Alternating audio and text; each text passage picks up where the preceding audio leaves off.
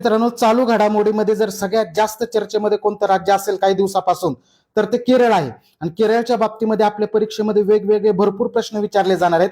बघा आपल्या current express पुस्तकातली माहिती. पहिलीपासून ते पदवीपर्यंत मोफत शिक्षण करणारं देशातलं पहिलं राज्य केरळ ठरलेलं आहे.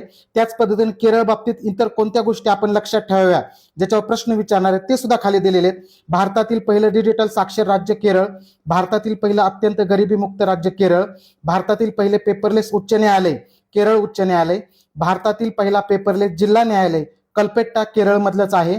त्याच पद्धतीने पदवीपर्यंत मोफत शिक्षण तर आपण पाहिलं. त्याच पद्धतीने ज्येष्ठ नागरिकांसाठी स्वतंत्र अर्थसंकल्प मांडणारं पहिलं राज्य केरळ आहे. भारतातील पहिली AI शाळा ही सुद्धा केरळमधील शांतिगिरी विद्याभवन ही आहे.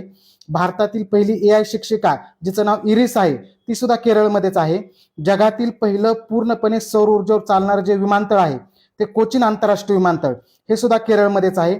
त्याच पद्धतीने ज्येष्ठ नागरिकांसाठी स्वतंत्र आयोग स्थापन करणारं देशातलं पहिलं राज्य सुद्धा केरळच आहे. म्हणजे केरळ बाबतीत ज्या घडामोडी आहेत त्या सगळ्या घडामोडी या ठिकाणी एकत्रित दिलेल्या आहेत.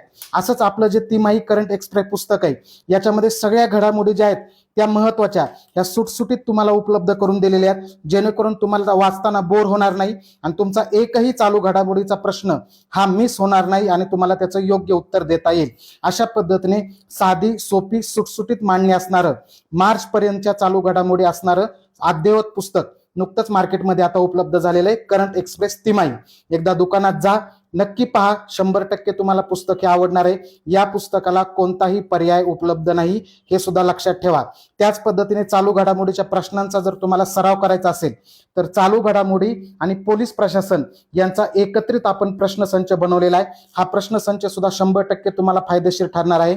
याच्यामध्ये मार्च पर्यंतच्या सर्व चालू घडामोडीवर आधारित प्रश्न हे तयार केलेले आहेत. हे दोन्ही पुस्तकं नक्की तुम्हाला या पोलीस भरतीला फायदेशीर ठरणार आहेत.